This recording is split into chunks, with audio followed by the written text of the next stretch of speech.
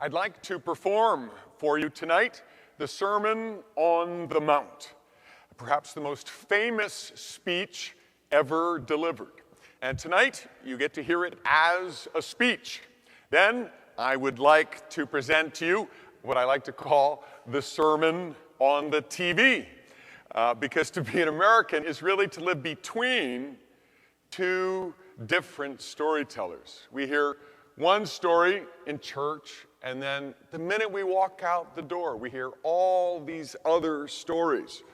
The news headlines, and the sports, and the commercials, and the song lyrics, and the movies, all these other voices.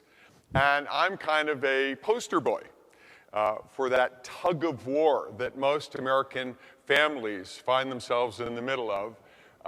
I've been torn in both directions my whole life, even graduating from college. I was seriously considering either going off to seminary to become a Catholic priest or following this really pretty blonde to Hollywood. But over the last 25 years, I've noticed that it isn't just me that moved to Hollywood, because Hollywood has moved into all of our lives over the last 25 years.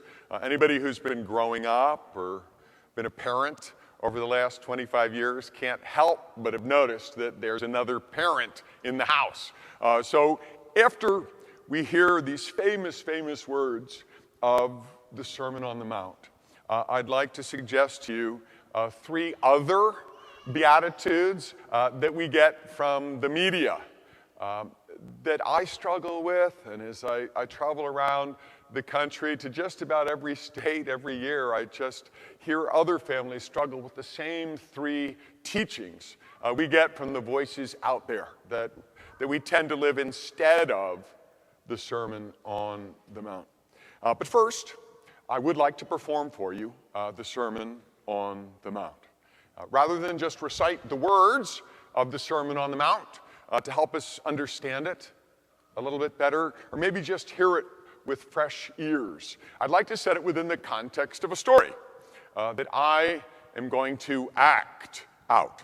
Only I'm not going to be the only actor in this story. You all have your own parts to play. Don't worry, nobody has to do anything, but at a certain moment I might talk to you as a certain character, or to you all as a particular group of people that are a part of the story. And if I do, I just want to let you know that doesn't mean you're supposed to answer back. You're certainly free to if you want to, but if you do, I'll be very surprised.